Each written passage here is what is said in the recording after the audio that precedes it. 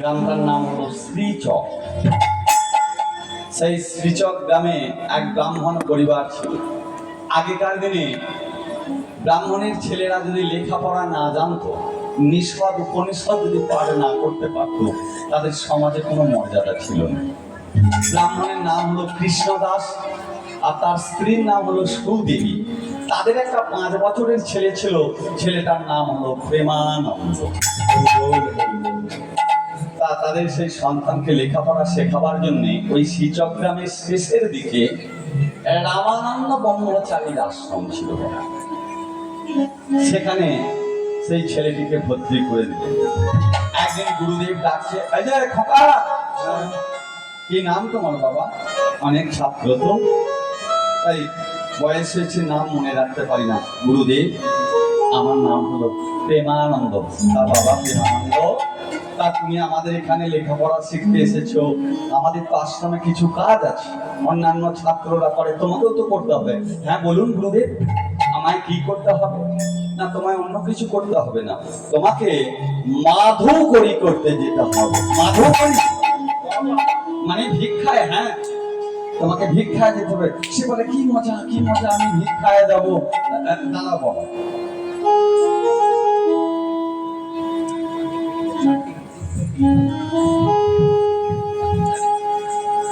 এই ছোলাটা ধরো, তুমি ভিক্ষায় যাবে ঠিক কথা, তবে আমার নির্দেশ অনুযায়ী তোমায় ভিক্ষা করতে হবে। কি নির্দেশ গুরুদেব? না, আমার 2টি নির্দেশ আছে। প্রথম নির্দেশ, একবারে 1 মুষ্টির বেশি তুমি তন্ডুল নেবে না, মানে চাল নেবে। আর দ্বিতীয় নির্দেশ, যখন ওটা 21 মুষ্টি হয়ে যাবে, আর তোমাকে ভিক্ষা করতে হবে না, সোজা তুমি একদম আশ্রমে চলে আসবে। কেমন? হ্যাঁ গুরুদেব, তাহলে মনে থাকবে, এক ঘরে 1 মুষ্টি, ভুলেও 2 মুষ্টি নয়। যদি কেউ দিতে আসে ফিরিয়ে দেবে, যদি কেউ 5 মুষ্টি দেয় ফিরিয়ে দেবে, 1 মুষ্টি বেশি নেবে। আর 21 মুষ্টি হলেই তুমি চলে আসো। সেই 5 বছরের ছেলে প্রেমানন্দ, সে কি করেছে? ঝোলা নিয়েছে, নতুন বস্ত্র পরেছে, কপালে তিলক কেটেছে, সে বেরিয়ে পড়েছে গ্রামে ভিক্ষা করতে। বলি, আমার শ্রী গোবিন্দের শিবার করে তোমরা ভিক্ষা দাও। আর শ্রী গোবিন্দের সেবার করে তোমরা ভিক্ষা দাও। আমার শ্রী গোবিন্দের সেবার করে তোমরা ভিক্ষা দাও। আমার শ্রী গোবিন্দের সেবার করে তোমরা ভিক্ষা দাও। প্রেম কন্দল দিয়ে দিয়ে দিয়ে আরে মতন দিয়ে কাটে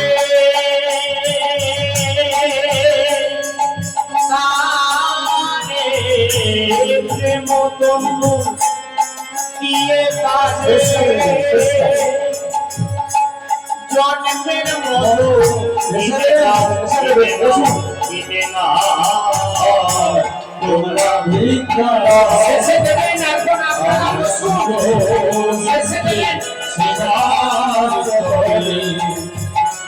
তোমরা ভিক্ষা দাও। আমার শ্রী গোবিন্দের সেবার করে তোমরা ভিক্ষা দাও। আমি আমার জন্য চাই না কিছু, চাই যে তার মায়ার জন্য চাই না কিছু, চাই যে তার লাগি। আমার জন্য চাই না কিছু, চাই যে কারি লাগি। আর আমি দেব কবি কাঙালে কাঙাল, আমি দেব বড়াই কাঙা, তাই তো তোমায় লাগি। আমার শ্রী গোবিন্দের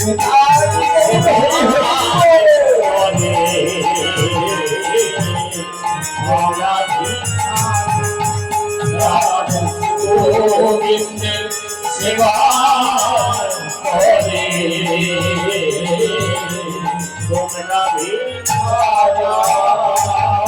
আমার সেই ছেলেটা গ্রামে ঘুরে ঘুরে 21 মুষ্টি ভিক্ষা করেছে। সেই 21 মুষ্টি তন্ডুল নিয়ে সে ছুটতে ছুটতে আশ্রমে ফিরে এসেছে। গুরুদেব, গুরুদেব, ভিক্ষা শেষে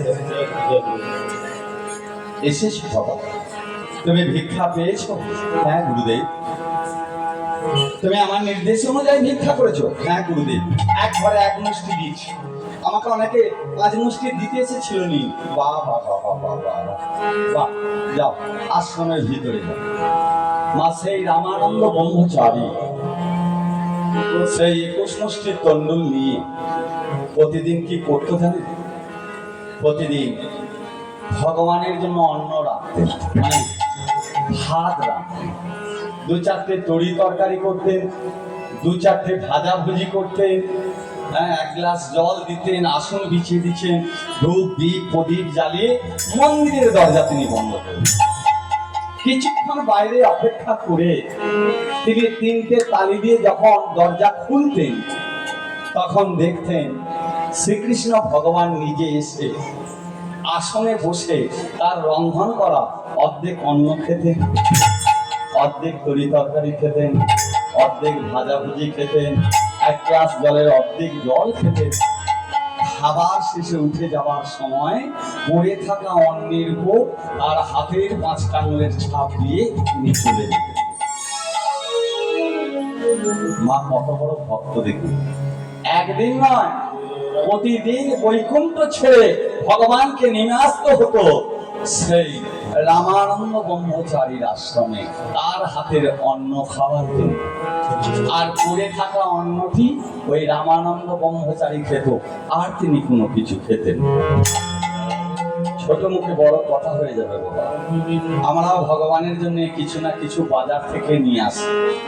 আপনি যদি 4টে সন্দেশ নিয়ে এসে মন্দিরের মধ্যে সাজিয়ে দেন, তাতে ধূপ দীপ প্রদীপ জ্বালিয়ে আসন বিছিয়ে দেন, মন্দিরের দরজা যদি বন্ধ করে কিছুক্ষণ বাইরে অপেক্ষা করেন, কি দেখবেন? যদি 4টে সন্দেশ দিয়ে আসেন 4টেই পড়ে থাকবে, 2টো দিয়ে এলে 2টোই পড়ে থাকবে। তাহলে কি আমাদের হাতে ভগবান খান না? তিনি তাহলে কার হাতে খান? এর প্রমাণ তিনি মহাভারতেই দিয়েছেন। একদিন দুর্যোধন নিমন্ত্রণ করেছে কৃষ্ণকে, কৃষ্ণ কৃষ্ণ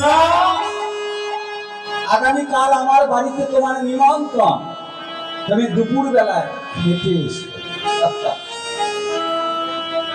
দুর্যোধন ছিল বাবা অহংকারী ব্যক্তি, তার অহংকার হয়েছে বেটা গোয়ালার ছেলে কৃষ্ণ মণিমাখন খেতে ভালোবাসে, কিন্তু তরকারির কেমন স্বাদ সে জানেন। কাল আমি তরি তরকারি দিয়ে এমন অন্ন খাওয়াবো বেটা 7 জন্ম মনে থাকে। হরি বল হরি বল। ভগবান সব কিছু সহ্য করে, শুধু 2টো জিনিস সহ্য করে। কি বলুন তো? এক হচ্ছে ভক্তের নয়নের অশ্রু, মানে চোখের জল, আর দ্বিতীয় হচ্ছে অহংকার। আর যদি অহংকার হয় তিনি সেই অহংকারকে চূর্ণ করে দেবেন, আর যদি দর্প হয় সেই দর্পকে তিনি চূর্ণ করে দেবেন, তবেই তিনি দর্পহারী মধুসূদন। আর কোন ভক্ত যদি একটি তুলসী পত্র নিয়ে চোখের জল ফেলিতে ফেলিতে যদি কোনো ভক্ত তার চরণে অর্পণ করে, তুলসী দল মাত্রেই না জলস্য চিলুকে নেবা দিকে নেইতে সামাত মানান ভক্তও ভক্ত বাৎসল্য। ভগবান তার কাছে পরাজিত হয়ে যায়। হ্যাঁ মা, ভগবান তার কাছে পরাজিত হয়। তাই দুর্যোধনের অহংকার হয়েছে। তার পরের দিন শ্রীকৃষ্ণ ভগবান দুর্যোধনের বাড়ি গেলেন না গো। কার বাড়ি গেল জানেন? যার বাড়িতে খুঁজে মরে গেলে একটা চালের দানা উনি পাবেন না, তারা এত গরিব, এত গরিব, চালের দানা পাবেন না। সে আর কেউ নয়, সে হলো বিদুর।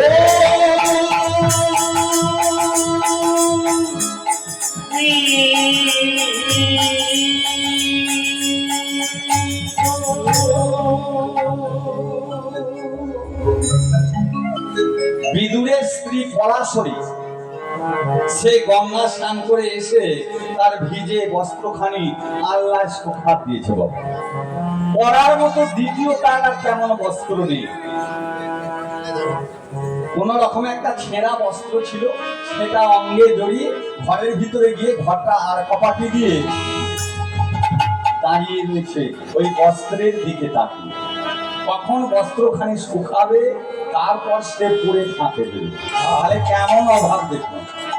আর আজকাল তো আমাদের আলমারিতে কাপড় ধরছে না, বস্ত্র ধরছে না, কিন্তু তার সংসারে এত অভাব, তার দ্বিতীয় একটা যে বস্ত্র পরবে সেটাও নেই। এত করে ভগবান তার ঘরে চলে গেলেন। তারপরে তিনি ডাকছে, মা মা মাকে ঘরে গেলে মা। আর কৃষ্ণের মুখে মা ডাক যেই শুনেছে, সরাসরি বলে, না আমায় তো কৃষ্ণ ছাড়া কেউ মা বলে ডাকে না। আহা, তাহলে কি আমার কৃষ্ণ এসেছে? আমি কেমন করে বেরোবো? আমার তো আর দ্বিতীয় পড়ার মতো কোনো বস্ত্র নেই। সে তো মা ঘরের ভিতর ছটফট করছিল, মা সে তো বেরোতে পারছে না। আমি যখন কি করি, ওই দেখি কৃষ্ণ কোথায় দাঁড়িয়ে আছে। মা ওই আর কপালটা একটু বেশি করে খুলে দেখছে, বস্ত্রখানি যেখানে শুকাচ্ছে তার তলাতেই শ্রীকৃষ্ণ ভগবান দাঁড়িয়ে মা মা করে হাঁটছে। জয় জয় নিতাই গৌর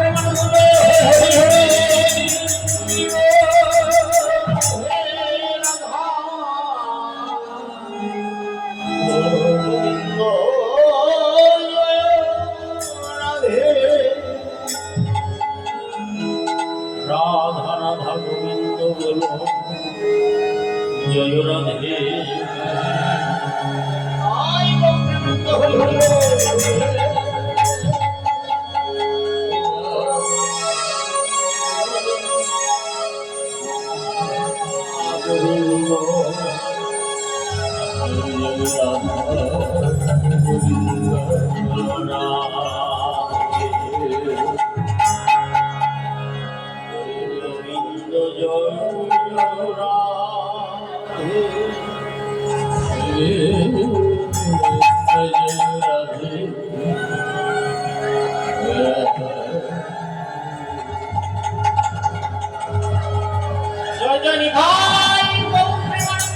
হরি হরি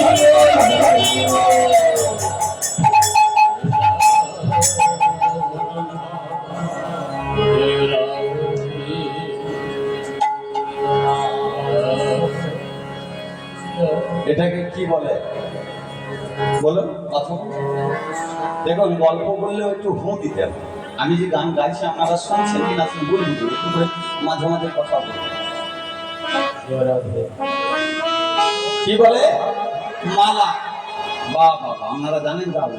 আচ্ছা, এখন যেন কত টাকা ভরি চলছে? কত? হ্যাঁ, ওটা যদি 1.5 ভরি গলায় গড়িয়ে এনে পড়ে, সেটাকে কি বলবে? মালা বলবে? কি বলে? হার বলবে। এবং যদি আপনি 1.5 ভরি গড়িয়ে এনে গলায় পড়ে, তা বৌমা আপনাকে খুব খাতির করবে, পা হাত টিপে দেবে, হাতে পায়ে তেল দিয়ে চুচিয়ে দেবে। কেন বলুন তো? জানে শাশুড়ির মূল্যে হাতটা খুব পাবো। আপনি এত টাকা দিয়ে গড়িয়ে এনেছেন, আপনার বৌমা সে আমার মরণ কিনে চেয়ে আছে, শাশুড়ি কখনো মরবে আমরা হাতটা পাবো। কিন্তু চোর ছেঁচরটা ফাঁকে ফাঁকে দাঁড়িয়ে থাকবে, সেটা ঝিনকে ছিনিয়ে নিয়ে যাবে। কিন্তু আপনি যদি মালা পরেন, না না এ মালা নয়, এই তো কালা বাসি হয়ে যাবে, শুকিয়ে যাবে। তা আপনাদেরকে পড়তে গেলে পড়তে হবে যেটা কোনোদিন বাসি হবে না, সে হলো তুলসীর মালা। এই তুলসীর মালা ধারণ করুন। মালা শব্দের অর্থ কি? মা শব্দের মুক্তি, লা শব্দের দাত্রী। যিনি মুক্তি দাত্রী তিনিই হলেন একমাত্র মালা। এইগুলো জানতে হবে, মালা ধারণ করতে হবে, তিলক করতে হবে। আপনি যে জাতিতে হিন্দু, আপনার পরিচয় কি? ভিন্ন জাতির একটা পরিচয় থাকে, দেখলেই চিনতে পারবেন। কিন্তু আপনি যে জাতিতে হিন্দু, আপনার পরিচয় আপনাকে দেখলে বুঝবো কেন? যদি মালা পরেন, তাহলেই দেখে বোঝা যাবে সত্যি আমি সনাতন ধর্মের মানুষ, সত্যি আমি বৈষ্ণব ধর্ম গ্রহণ করেছি। এটা করতে হবে। আমাদের এই সনাতন ধর্মকে টিকিয়ে রাখতে গেলে এই মালা ধারণ প্রত্যেকেই করতে হবে। নেতাই গৌর হরি হরি। আমাগো কৃষ্ণ এসে মা মা করে হাঁটছে, কিন্তু মা আমার বেরিয়ে আসতে পারছে না, তার আর পড়ার মতো অস্ত্র নেই। এখন শ্রীকৃষ্ণ ভগবান বলছে আমি এত করে মা মা করে ডাকছি, মা কেন বেরিয়ে আসতে পারছে না? অন্তর্যামীর ভগবান বুঝতে পারলেন মা কেন আসতে পারছে না। তিনি সঙ্গে সঙ্গে সেখান থেকে খানিকটা আগিয়ে গেলেন বাগানের দিকে। আর যেই আগিয়ে গেছে পরাশরী দরজাটা খুলে যখন দেখেছে কৃষ্ণ বাগানের দিকে গেছে, অমনি ছুটে গিয়ে ওই ভিজে বস্ত্রখানি নিয়ে ঘরের ভিতরে চলে গেল। ঘরে গিয়ে ভিজে বস্ত্রটি পরে এবার ধীরে ধীরে কৃষ্ণ কাছে হাজির হয়েছে। বাবা কৃষ্ণ। আর যেই কৃষ্ণর গায়ে হাত দিয়েছে বলে ধ্যান, আমি তোমার সঙ্গে কোনো কথা বলবো না মা। কেন বাবা, কি হয়েছে? এতক্ষণ ধরে মা মা করে হাঁটছিস কেন? কি হয়েছে জানো মা? মাগো খোদা জ্বালায় আমার উদর জ্বলে যায়, কেউ ডাকে না আয় গোপাল, আমি যদি আয় মাগো তুফান জ্বালা নিতাই গৌর হরি হরি। আমার ভুলে যা দেহটাকে না আয় রে গোপাল, আমি যদি মাগো খোদা জ্বালায়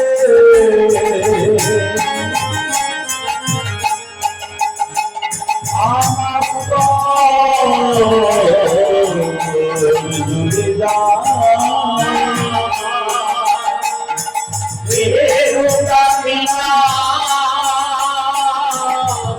আয় রে গোপাল, আমি যদি আমায় আদর করে কেউ ডাকে না, কেউ ডাকে না কেউ ডাকে না, মায়া কেউ ডাকে না আমি তাই থাকি সবার দরজার পাশে, আদরে করে কেউ ডাকে না আমি তাই থাকি সবার দরজার পাশে, আদরে করে কেউ ডাকে না আমি তাই থাকি সবার দরজার পাশে। আদরে করে কেউ ডাকে না হরি বল হরি বল হরি বল হরি বল হরি বল হরি বল আদরে করে কেউ ডাকে না কৃষ্ণ যখনই বলেছে মাগো তুমি জানো না, খিদের জ্বালায় আমার উদর জ্বলে যাচ্ছে, আমি সবার দরজার বাইরে দাঁড়িয়ে থাকি, কেউ আমাকে একবার আদর করে ডাকে না যে গোপাল তুই খাবি আয়। তুমি আমায় আমায় খেতে দাও না মা। কৃষ্ণ তুই বিশ্বাস কর বাবা, তোকে তোকে খেতে দেবার মতো আমার ঘরে একটাও ছাগল দানা নাই রে কৃষ্ণ। আমার আমার যে খুব খিদে পেয়েছে মা, চলো মা চলো, আমায় দুটি খেতে দেবে চলো। সঙ্গে সঙ্গে পরাশরী দেবী বলে বাবা কৃষ্ণ, এই এই তুই নারকেল নাড়ু খেয়েছিস? হ্যাঁ। তুই ক্ষীরের নাড়ু খেয়েছিস? হ্যাঁ। আজকে তোকে আমি খুদের নাড়ু খাওয়াবো। খুদের নাড়ু? আজ পর্যন্ত আমাকে কেউ খুদের নাড়ু খাওয়ায়নি মা। তুমি চলো চলো চলো মা, আমাকে খুদের নাড়ু করে দেবে চলো। বিদুর বিদুর প্রতিদিন ভিক্ষায় যেত, ভিক্ষা করে যে তন্ডুল নিয়ে আসতেন, চাল নিয়ে আসতেন, ওই পরাশরী দিদি পাছুড়ে পাছুড়ে 4টি চালের কৌনা, যেগুলোকে খুদ বলি, সেটা জড়ো হয়েছিল। সেগুলোকে এখন ভেজেছে। পাকাবে কিসে? গাছে কলা পেকেছিল, এনেছে দিয়ে সে চালগুলোকে ভেজে গোল গোল করে নাড়ুর মতো পাকিয়ে কৃষ্ণর মুখের সামনে ধরে বলে, বাবা কৃষ্ণ, হ্যাঁ বাবা, তোর জন্য আমি খুদের নাড়ু করেছি, তুই খা। কৃষ্ণ বলে, মা গো, আমি এই হাতে ধনুর্বাণ চালাতে পারি, এই হাতে আমি সুদর্শন চালাতে পারি, এই হাতে আমি গিরি গোবর্ধন চাপিয়ে রাখতে পারি না, কিন্তু আমি নিজের হাতে খেতে পারি না। তুমি আমাকে খাইয়ে দাও, তুই আমার হাতে খাবে কৃষ্ণ? হ্যাঁ মা, দাও দাও। সরাসরি কৃষ্ণকে কোলে বসিয়ে খুদের নাড়ু খাওয়া। আমার ভক্তাদিন ভগবান ভক্তের কোলে বসে খুদের নাড়ু খাচ্ছে। বিদুর গিয়েছিল স্নান করতে, এখন পাড়া থেকে কেউ একজন বলে দিয়েছে, ও বিদুরা, দেখলাম তোমাদের বাড়িতে কৃষ্ণ গেছে। আবার বিদুর ডুব দিয়ে উঠেছিল, এবার বস্ত্রখানি হাতে রয়েছে, মাথাটা মুছবে বলে। আর যেই শুনেছে আমাদের বাড়িতে কৃষ্ণ গেছে, সে একবারে এক ছুটে। কেন বলুন তো? সে জানে আমার বাড়িতে কৃষ্ণ গেছে মানে সে কিছু খেতে চাই, কিন্তু তাকে খেতে দেবার মতো আমার ঘরে কিছুই নেই। আমার স্ত্রী পরাশরী সে সমস্যায় পড়ে যাবে। সে তাড়াতাড়ি করে এক ছুটে ঘর এসে দেখে কৃষ্ণকে কোলে বসিয়ে পরাশরী খুদের নাড়ু খাচ্ছে। বিদুর বলে, ওগো পরাশরী, পঞ্চানন যাকে পঞ্চমুখে ধ্যান করে পায় না, চতুরানন যাকে চতুর্মুখে ধ্যান করে পায় না, সেই কৃষ্ণ এসেছে আমার ঘরে। তুমি ওকে খুদের নাড়ু খাচ্ছ পরাশরী, তুমি ওকে খুদের নাড়ু খাচ্ছ। যেই পরাশরী স্বামীর মুখে কথাটা শুনেছে, যেই স্বামীর দিকে তাকিয়েছে, অমনি লজ্জায় সে বস্ত্রখানি দিয়ে তার বদনখানি ঢেকে দিয়েছে। বিদুর বলে, পরাশরী, কৃষ্ণকে খুদের নাড়ু খাইয়ে লজ্জায় আর তোমার বদন ঢাকতে হবে না গো। তাহলে স্বামী, আমি কৃষ্ণকে খুদের নাড়ু খাচ্ছি বলে বদন ঢাকিনি, তাহলে তুমি বদনখানি ঢাকলে কেন? স্বামী, তুমি প্রতিদিনই যখন গঙ্গা স্নান করে আসো তখন তো বস্ত্রখানি পরে আসো, আজ তো বস্ত্রখানি পরতে ভুলে গেছো গো, হাতে নিয়ে চলে এসেছো।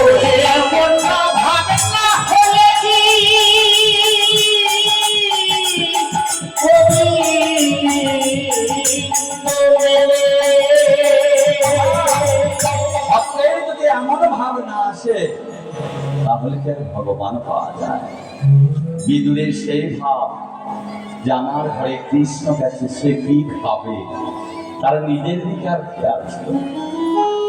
তাই তার পরের দিন শ্রীকৃষ্ণ ভগবান দুর্যোধনের বাড়ি যাননি। সেখানে কত রকমের তরি তরকারিতে দামি তুমি মশলা, কিন্তু তার তরি তরকারিতে দামি তুমি মশলা থাকলেও ভক্তির মশলা ছিল না, যেটা বিদুরের ছিল। তেমনি সেই ভক্ত ছিল রামানন্দ ব্রহ্মচার। প্রতিদিন ভগবানকে নেমে আসতে হতো তার আশ্রমে, তার হাতে অন্ন খাওয়ার জন্য। দেখতে দেখতে সেই ব্রাহ্মণের ছেলে প্রেমানন্দের বয়স হয়ে গেল 7 বছর, 7। একদিন ছেলেটা মুখটা গোমড়া করে বসে রয়েছে। বাবা প্রেমানন্দ, গুরুদেব, কি হয়েছে বাবা? তোমার মুখটা শুকনো শুকনো করা লাগছে, তোমায় কেউ কিছু বলেছে? বাচ্চা ছেলে বলতেই পারে, ভিক্ষায় যায়। বাবা, তোমায় কেউ কিছু বলেছে? তোমার মুখটা শুকিয়ে গেছে কেন? না গুরুদেব, আমার মনে একটা প্রশ্ন জিজ্ঞেস। প্রশ্ন? কি প্রশ্ন? গুরুদেব, আপনার দরকার 21 মুষ্টি, আমাকে কেউ 5 মুষ্টি দিতে আসে, আমি নিতে পারি না, ফিরিয়ে দিই। কেউ আমাকে 2 মুষ্টি দিতে আসে, নিতে পারি না, ফিরিয়ে দিই। আমার মাথায় ঢুকছে না, আপনি বলেছেন 1 মুষ্টি 1 ঘরে নিতে। দরকার আপনার 21 মুষ্টি, আমি যদি 4 ঘরে 4 5 20 মুষ্টি নিই, আর 1 ঘরে 1 মুষ্টি নিলে আমার 21 মুষ্টি হয়ে যায়। কিন্তু আপনি বলেছেন 1 মুষ্টি, আমার মাথায় এটাই ঢুকছে না 1 মুষ্টি আর 5 মুষ্টির মধ্যে তফাৎটা কি? বাচ্চা ছেলে প্রশ্নটা ভালোই করেছে, কারণ জল যেখানে বেশি দেখবে সেখানে ডুব মারবে। শোনা বাবা, 1 মুষ্টি হলো মাথু করি, মানে এটা ভিক্ষা করার প্রচলন আছে। আর যদি কেউ 5 মুষ্টি দেয়, জানবে তার স্বার্থ আছে। সে হয়তো 5 মুষ্টি দেবে, বলবে খোকা তুমি তোমার গুরুর সেবায় লাগিয়ে দিও, আর তোমার গুরুকে বলো আমার পায়ের গাঁটের ব্যথাটা যেন ভালো হয়ে যায়। শাক কেউ যেচে দেয়, সবজি কেউ যেচে দেয়, যাচা ধন বৈষ্ণব নেয়। বৈষ্ণব কিন্তু চেয়ে নেবে, বা ভিক্ষা করে চেয়ে নেবে। চেয়ে নিলে কি হয়, তার গুণ নষ্ট হয়ে যায়। আর যেচে দেবে, আর তুমি নিয়ে এসে গুরুর সেবায় লাগিয়ে দেবে বাবা, তাহলে তার পায়ের গাঁটের ব্যথা আমার পায়ে এসে হাজির হবে। এই জন্যে 1 মুষ্টি নেবে। বলে বেশ, বলে যাও, আকাশের অবস্থা খুব একটা ভালো নয়, হ্যাঁ আকাশে মেঘ করেছে, তাড়াতাড়ি যাও, গোবিন্দের সেবা দিতে হবে, বেলাও হয়ে গেছে। সে বেরিয়ে পড়েছে ভিক্ষার ঝুলি নিয়ে। আমার শ্রী গোবিন্দের সেবার করে তোমরা ভিক্ষা দাও, আমার শ্রী গোবিন্দের সেবার করে তোমরা ভিক্ষা দাও। আমার শ্রী গোবিন্দের সেবার করে আমার ছেলেটা যেই গ্রামের মধ্যে ঢুকেছে, এমন সময় কোথা থেকে একটা আঠাল কুড়ি মেঘ চলে এসেছে। এর বাড়ি যা বলে প্রেমানন্দ, প্রেমানন্দ আজকে ভিক্ষা দেওয়া যাবে না বাবা, আজকে ঝড় জল উঠে গেছে, তুমি অন্য বাড়ি যাও। তার বাড়ি যায়, ওর বাড়ি যায়, আজকে আমাকে কেউ ভিক্ষা দিচ্ছে না, সবাই কাজের মধ্যে ব্যস্ত, কাঁদছে। আজকে আমাকে কেউ ভিক্ষা দিল না। আজ মনে হয় গুরুর চরণে অপরাধী হয়ে যাবে। আজকে মনে হয়, আজ মনে হয় গোবিন্দের সেবা হবে না। আর দেখতে দেখতে মা ঝমঝম করে বৃষ্টি এসে। একটা রাস্তার গায়ে 3 তলা বাড়ি ছিল, সেটা ছিল জমিদার গিন্নির বাড়ি। এখন ঝড় জল উঠেছে দেখে